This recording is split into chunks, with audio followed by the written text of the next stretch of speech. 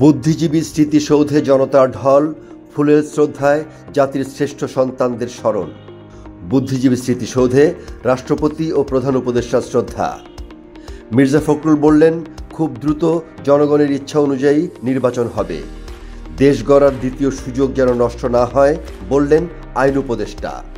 তারেক রহমান বলেছেন, শহীদ বুদ্ধিজীবীরা দেশের ক্ষণজন্মা শ্রেষ্ঠ সন্তান। তীব্র শৈত্যপ্রবাহের আশঙ্কা, ৩ ডিগ্রিতে নামতে পারে তাপমাত্রা। ভারতের জন্য বরাদ্দ বিশেষ সুবিধা বাতিল করল সুইজারল্যান্ড।